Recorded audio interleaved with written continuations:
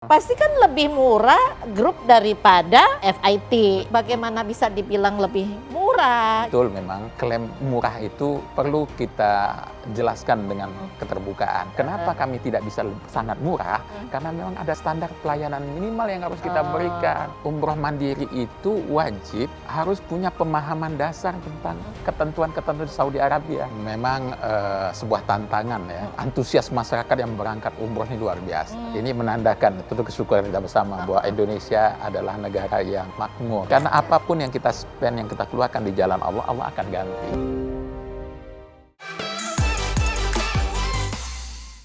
Assalamualaikum warahmatullahi wabarakatuh. Teman-teman BBOH, kita tahu bahwa akhir-akhir ini lagi heboh-hebohnya tentang umroh mandiri. Ada pro dan ada kontra. Tapi sebelumnya kita kepingin tahu sih lebih lanjut apa sih yang dimaksud dengan umroh mandiri. Permasalahannya gimana kalau sampai di sana ya, sampai di Tanah Suci. Apa saja yang perlu kita lakukan dan resiko-risikonya itu perlu kita pahami. Nah kali ini saya mendapatkan tamu ya, satu kehormatan bagi TV One di mana kita dikunjungi oleh Bapak Firman M. Nur selaku Ketua Umum dari Ampuri, yaitu Asosiasi Haji dan Umroh terbesar di Indonesia ya. Pak Ketum, terima kasih hadir di studio kami ya. Ini kita langsung aja ya Pak. Siap. Kepingin tahu lebih lanjut sebetulnya yang dimaksud dengan umroh mandiri itu seperti apa? Karena gini Pak, ini mohon maaf kalau pemikiran saya umroh mandiri ya udah saya pergi sendiri, atau misalnya saya ada pasangan saya pergi sama pasangan saya udah. Tapi kok tiba-tiba ada yang ngajak, oh ini bisa nih umroh mandiri. Ini kayak gimana tuh Pak Ketum? Ya, yang pertama adalah perubahan ketiga undang-undang penyelenggaraan ibadah haji dan umroh yang kita kenal sekarang nomor 14 tahun 2025. Mencantumkan salah satu klausul adalah penyelenggaraan perjalanan ibadah umroh dapat dilakukan melalui PPIU yang selama ini menjadi lembaga atau entitas resmi dalam penyelenggaraan umroh dan juga umroh mandiri atau menteri. Ya. Nah, ini kalimat nomenklatur umroh mandiri memang baru hadir dalam undang-undang kita. Namun kami melihat bahwa memang adalah sebuah keniscayaan tentunya ya, bahwa perkembangan saat ini yang mana digital luar biasa, kemudian akses lain sebagainya, dan Saudi juga membuka kesempatan untuk bisa melakukan proses ritual ibadah ini secara melalui website mereka Masar Nusuk. Namun memang ada persyaratan-persyaratan yang harus dipenuhi tentunya. Jadi nggak asal mau berangkat gitu, ada hal yang harus kita penuhi dulu ya. Namun kami dari segi penyelenggara, karena Ampuri ini kan membawahi 760 penyelenggara umroh, tentu melihat hal ini menjadi tantangan tersendiri bagi kami tentunya, karena memang perubahan itu adalah sebuah keniscayaan dan kami melihat bahwasanya perlu pemerintah lebih hati-hati dalam melakukan sosialisasi tentang nomenklatur umroh mandiri. Lebih kepada sifatnya edukasi lah ya, kepada masyarakat ya Pak Ketum ya. Gitu. Karena begini, karena eksistensi PPU ini berjalan sudah puluhan tahun. Betul. Dan tugas dan fungsinya pertama adalah PPU selama ini adalah melakukan pembinaan. Ya, proses ibadah perjalanan ibadah umroh itu adalah sebuah proses perjalanan yang berbeda lokasi, bukan di Indonesia namun di Saudi Arabia. Perlu ada persiapan akomodasi, transportasi, dan pada puncak ibadahnya perlu ada pembinaan bagaimana kualitas ibadah tersebut bisa dapat sempurna. Makanya ada manasik dulu. Betul. Ya kan? Karena tujuan perjalanan ibadah umroh itu bukan sebagaimana perjalanan turis lainnya yang hanya berada pada satu tempat menikmati suasana, tapi tujuan perjalanan ibadah itu ada ibadahnya itu sendiri. Salah satu syarat sahnya ibadah adalah kesesuaian dengan tuntunan Rasulullah SAW dalam pelaksanaan. Perlunya adalah mentoring. Nah, peran ini yang kami lakukan selama ini sebagai PPU. Jadi tidak hanya sekedar memberangkatkan, tapi ada bimbingan. Di sisi lain pemerintah luar biasa dalam undang-undang memberikan kewajiban kepada kami sebagai PPU untuk bisa memenuhi SPM standar pelayanan minimal. Bagaimana pemerintah betul-betul melindungi jamaah yang telah membeli paket perjalanan ibadah umroh tersebut mendapatkan haknya sebagaimana komitmen. Bahkan di kami sebagai PPU ada yang disebutkan harga referensi. Oh, karena Untuk sudah menjamin, ditentukan iya, ya. untuk menjamin bagaimana jamaah itu punya kepuasan dan kesempurnaan dalam perjalanan ibadahnya. Namun kita tidak bisa menampik realitas yang ada saat ini, sudah ada umroh mandiri. Pertama adalah kita harapkan umroh mandiri ini betul-betul dilaksanakan sebagai maknanya sebagai umroh mandiri. Karena dalam umroh mandiri tersebut ada persyaratan tentunya.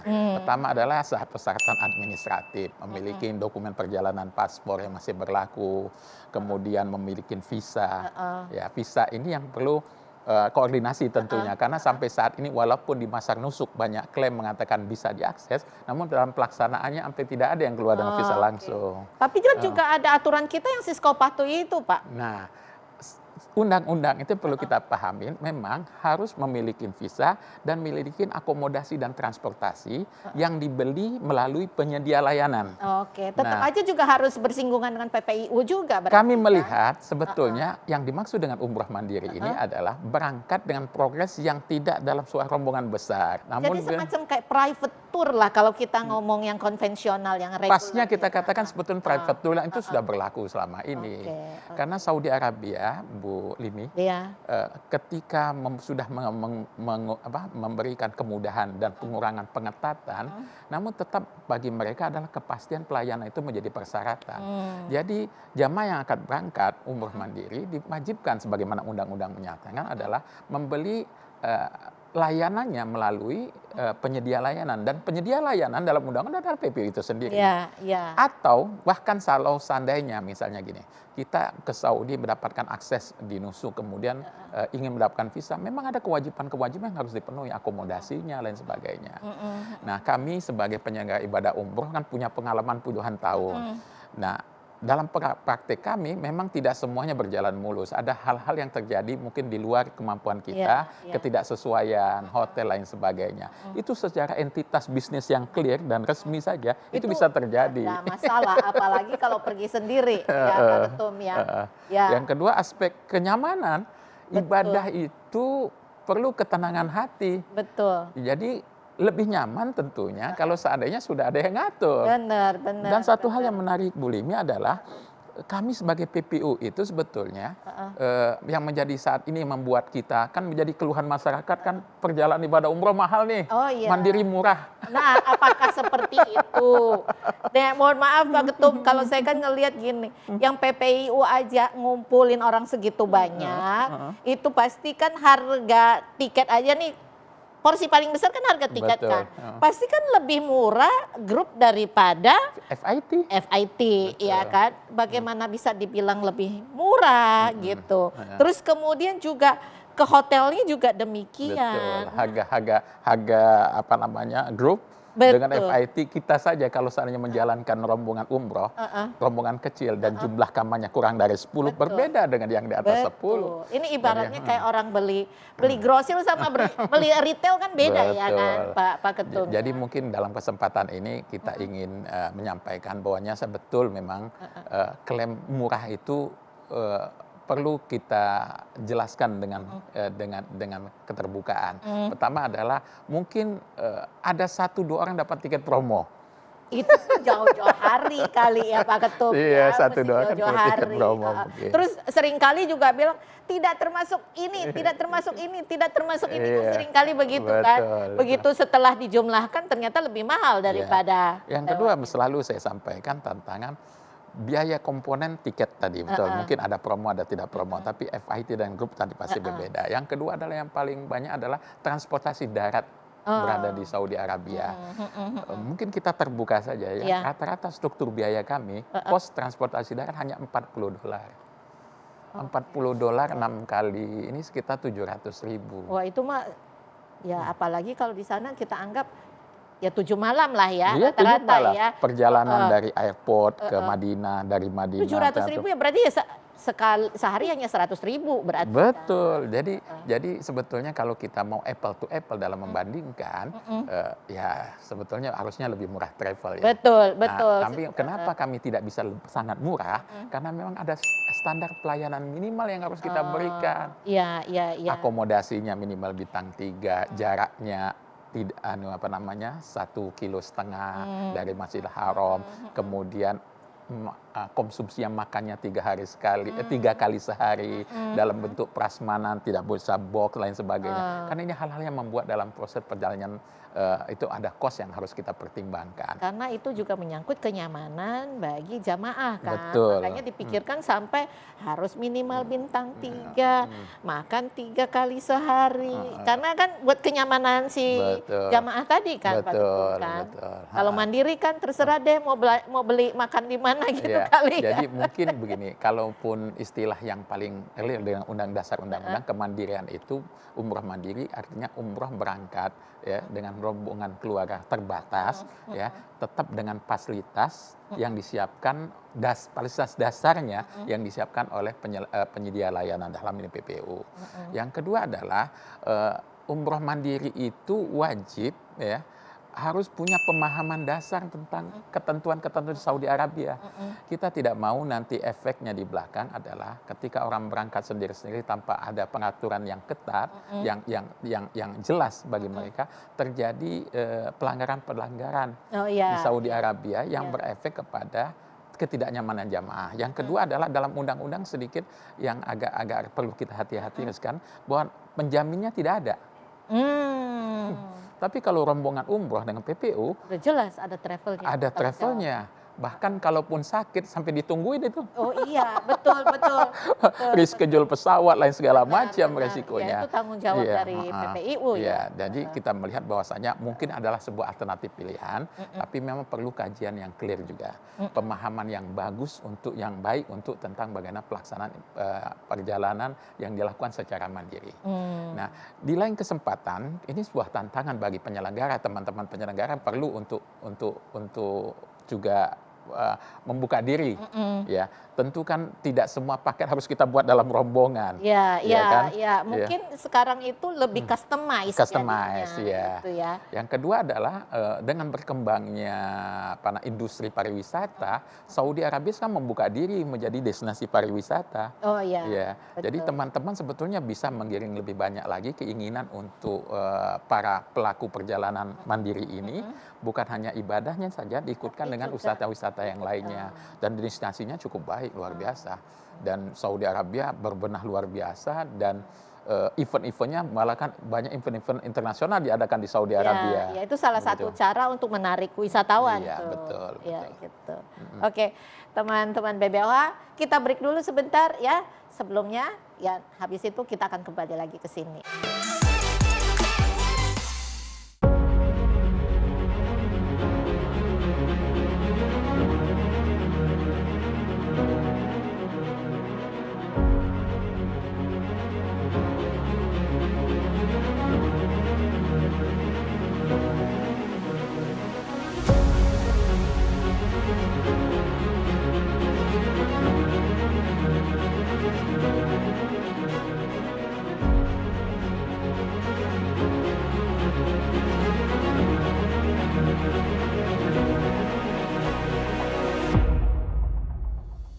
Ya, teman-teman BBOH, kita kembali lagi ya setelah teman-teman melihat apa itu Ampuri, siapa itu Ampuri, segitu gedenya ya sebuah asosiasi yang menaungi segitu banyak PPIU dan yang terbesar di Indonesia. Kita kembali lagi ke Pak Firman M. Nur.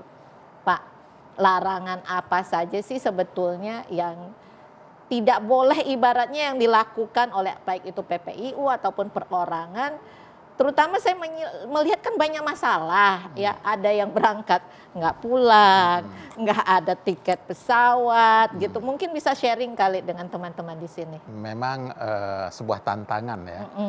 Antusias masyarakat yang berangkat umroh ini luar biasa. Indonesia pada tahun 2024 tembus 1,6 juta jemaah umroh setahun yang berangkat. Kalau tahun ini diperkirakan berapa tuh Pak? Tahun lalu aja 1,6. Kemungkinan ada kenaikan, dari jumlah. Ini menandakan tentu kesyukuran kita bersama bahwa Indonesia adalah negara yang makmur. Betul. Karena Betul. perjalanannya bukan perjalanan yang murah sebetulnya. Iya, Ya. betul, betul. Yang kedua adalah tingkat kesadaran kita terhadap agama itu luar biasa. Dan kita melihat ini adalah kesempatan bagaimana Indonesia akan jauh menjadi negara yang lebih berkah insya Allah. Dengan banyaknya jamaah yang berangkat. Karena ibadah umroh itu, Bu Limi, adalah pembuka pintu rezeki. Jadi salah satu manfaatnya adalah pembuka rezeki. Jadi makanya kita selalu melihat orang yang pulang ibadah haji atau umroh, berkahnya luar biasa. Berkahnya luar biasa. Yang menarik adalah pada saat mungkin tahun ini dia berangkat, dia dengan pasangan. Terus berdoa, ya Allah, semoga dalam 5 tahun ke depan kami bisa datang bersama keluarga. Rata-rata 2 tahun udah berangkat, Bu Limi. Karena apapun yang kita spend, yang kita keluarkan di jalan Allah, Allah akan ganti. Jadi sebetulnya transaksinya itu. Nah, kami makanya selalu dalam metode penyadaran masyarakat, Anda kalau ada dalam masalah khususnya ekonomi, lebih baik berani berangkat umroh dengan talangan daripada kredit motor. Oke. Karena apa? Ibaratnya begini, Pak, ibadah didahulukan daripada duniawinya. Begitu ya. Dan banyak success story tentang itu. Nah, yang kedua adalah yang saat pertanyaan tadi adalah undang-undang ini kan membuka keran untuk pelaksanaan penyelenggaraan ibadah umroh mandiri. Tadi sudah saya jelaskan bahwasanya dalam arti umroh mandiri, proses keberangkatannya itu tidak dalam rombongan, bisa sendiri. Yang kedua adalah untuk memastikan akomodasinya diakses melalui penyedia layanan, yang insya Allah dalam turunan undang-undang adalah diberikan kepada PPU tentunya. Dan kami juga sebagaimana membuka diri, tidak harus memaksa orang dalam rombongan-rombongan besar yang sudah terjadwal segala macam. Nah, yang kedua adalah yang kita harus hindari memastikan adalah jangan sampai kalimat umroh mandiri ini itu menjadi sebuah keberangkatan ya yang sebetulnya dikelola oleh oknum-oknum yang tidak bertanggung jawab, yang tidak mempunyai wewenang untuk melakukan proses sebagaimana PPU ujung-ujungnya. Kalau kita ngelihat Pak di sosmed itu umroh mandiri gabung, harga hanya segini, itu kan sebetulnya dia sudah melakukan fungsinya PPIU. Betul. Kan, ya itu sebetulnya yang tidak boleh ya. Itu tidak boleh dan itu potensi untuk kena pelanggaran pidana. Karena dalam undang-undang haji dan umroh di pasal 22 pasal 122 dan 124 baik dalam arti mengumpulkan jamaah dan memberangkatkan jamaah itu terancam pidana 6 tahun. Wow, 6 tahun teman-teman ya, bukan satu yang kecil. Iya, betul. Bahkan di pasal 124 siapapun yang mengumpulkan, menerima setoran atau mengumpulkan setoran pembayaran perjalanan ibadah umroh, itu pasal pidananya lebih tinggi lagi, 8 tahun. Banyak kasus kok. Ya. Nah, betul kami juga sebagai asosiasi melihat itu keprihatinan kita. Tentu seyogyanya sebuah perjalanan ibadah dibantu. Tidak menjadi akses yang membuat gagal berangkat dan sebagainya. Namun secara kalkulasi kami melihat adalah alhamdulillah saat ini kalau seandainya proses itu pendaftaran jelas kepada PPU, itu ada channeling untuk dipertanggungjawabkan. Ya, karena itu juga fungsinya asosiasi kan juga kontrol kan, ya Pak ya. Ibaratnya kalau travelnya nggak patuh kan juga harus keluar daripada asosiasi begitu. Salah juga, satunya kan? itu, yang kedua bahkan kami melakukan mitigasi. Jika ada anggota kita yang satu dan lain hal berakibat pada tidak mampu memulangkan atau berangkatkan, kita coba carikan mitigasi solusi untuk itu bersama-sama. Bagaimana dana jamaah yang ada itu tetap bisa memberikan keberangkatan. Namun secara total kami melihat adalah kasus ini sebetulnya ketidaktahuan masyarakat ya.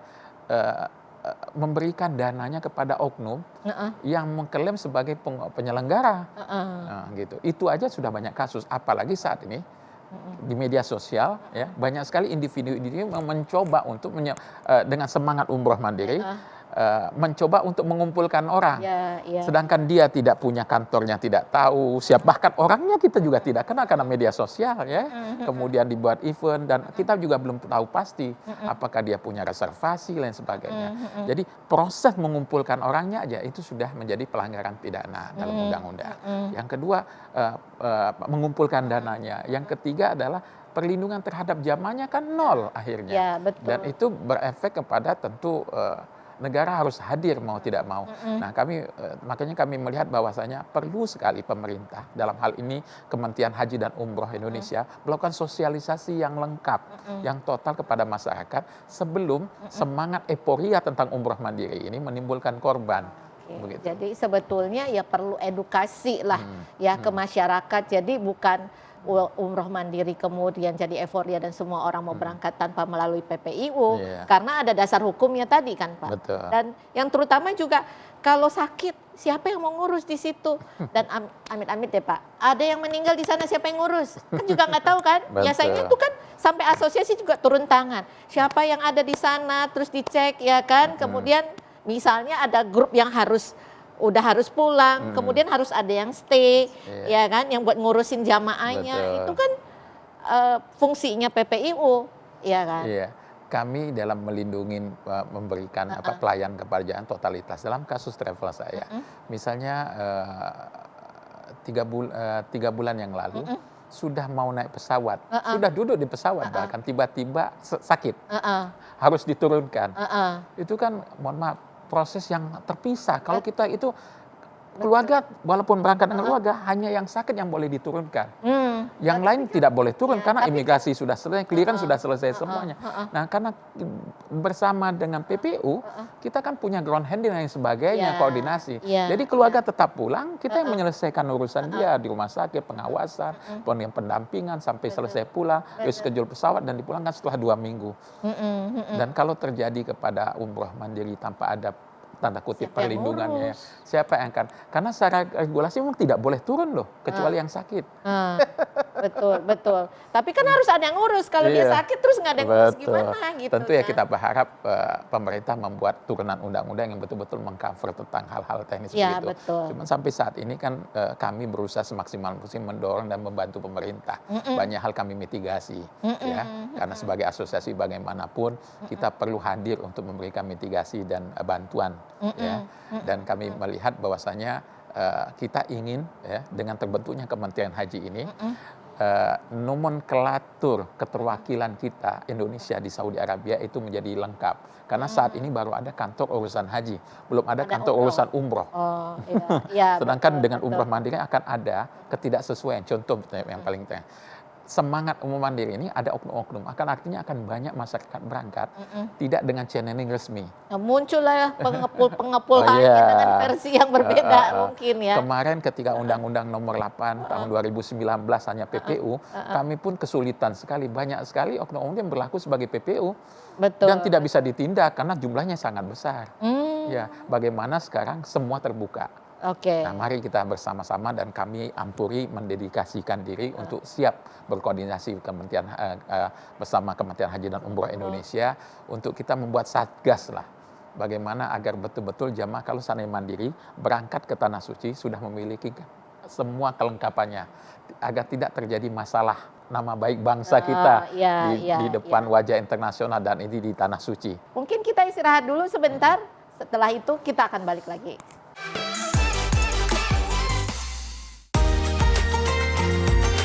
Dengan diberlakukannya umroh mandiri sesuai Undang-Undang Nomor 14 Tahun 2025 tentang penyelenggaraan ibadah haji dan umroh, pemerintah Indonesia secara resmi memberikan kesempatan bagi masyarakat untuk melaksanakan ibadah umroh secara mandiri.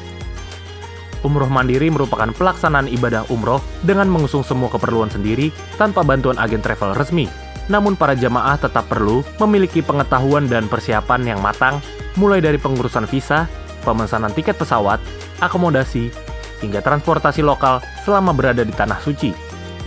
Meski demikian, pelaksanaan umroh mandiri tetap memerlukan kehadiran perusahaan penyelenggara ibadah umroh atau PPIU. Hal ini untuk menjamin keamanan, kenyamanan, serta standar pelayanan minimum bagi jamaah.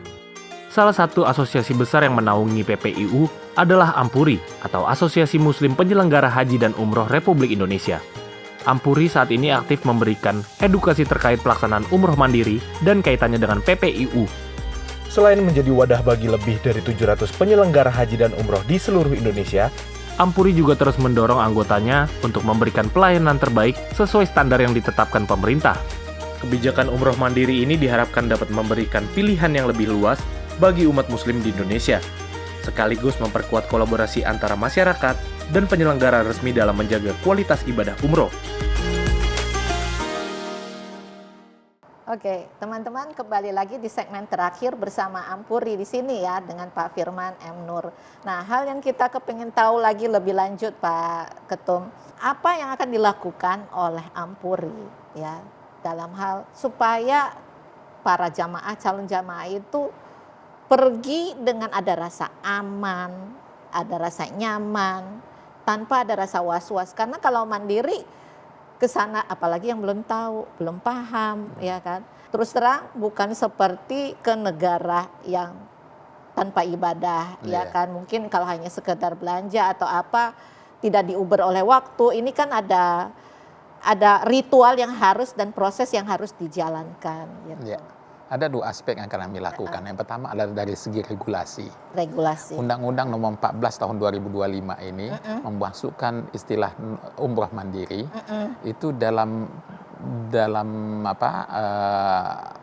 kalimat terbuka yang tidak diikat dengan definisi jelas. Oke, jadi sebetulnya apa itu perlu umroh? ada definisi ataupun keterangan-keterangan lebih lanjut ya. Iya, betul. Bagaimana batasannya segala macam itu perlu ada. Karena di pasal 1 sebagai pasal pengertian itu tidak dicantumkan.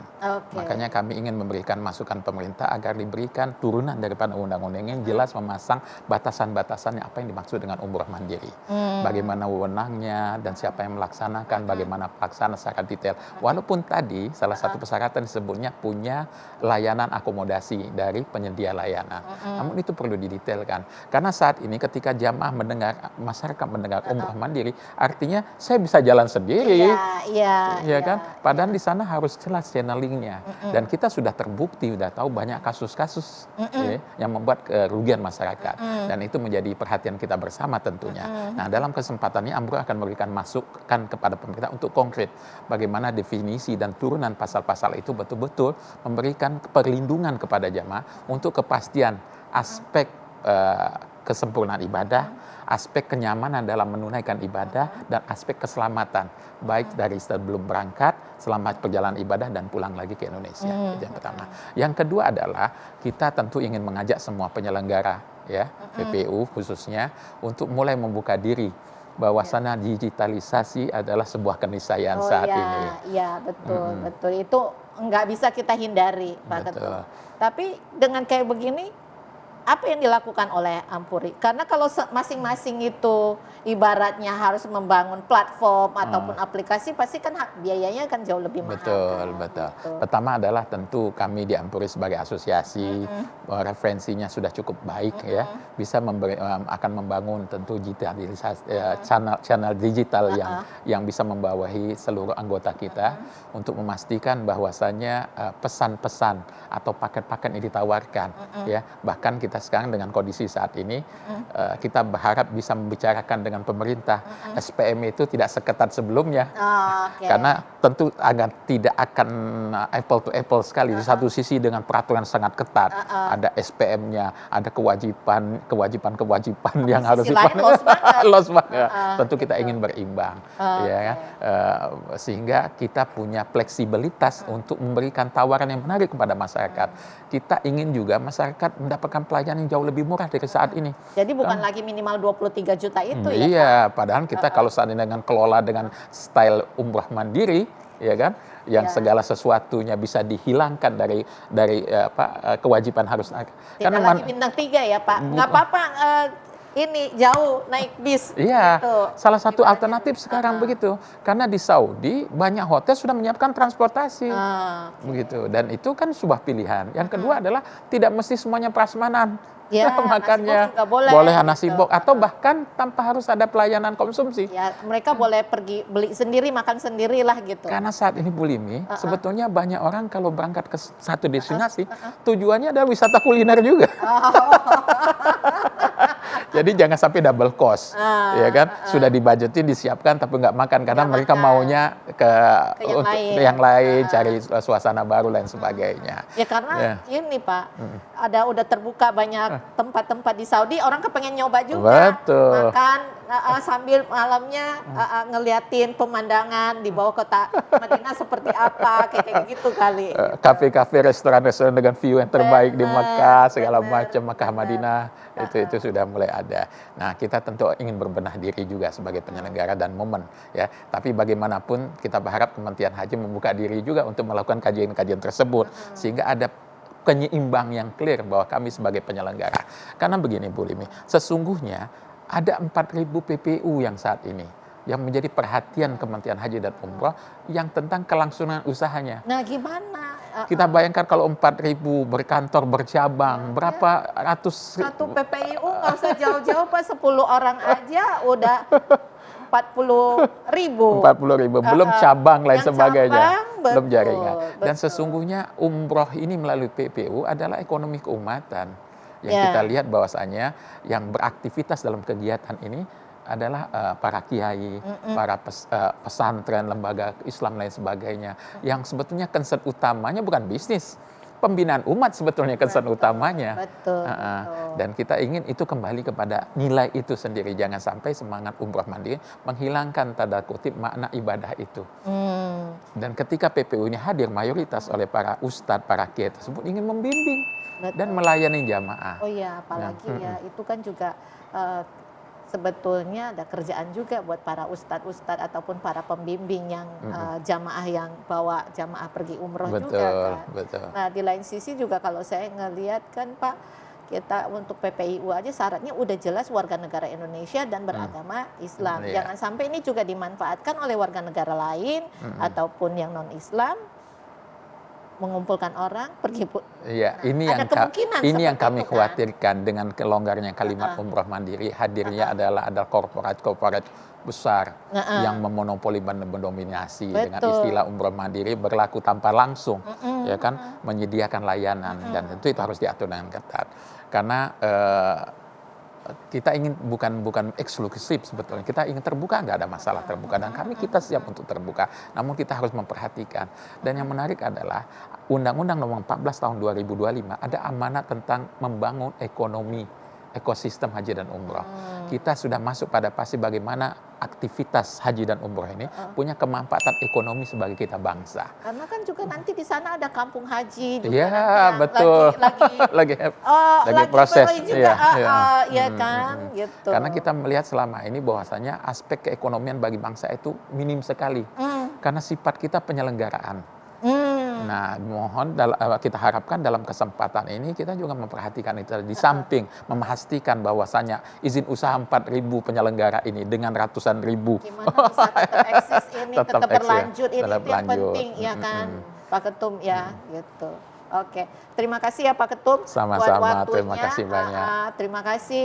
Tentu saja harapannya nggak cuma hanya sekarang ini aja Pak, ada keberlanjutan edukasi dari Ampuri untuk umat ataupun baik itu jamaah ataupun calon jamaah, terutama buat seluruh masyarakat di Indonesia. Baik, kita siap.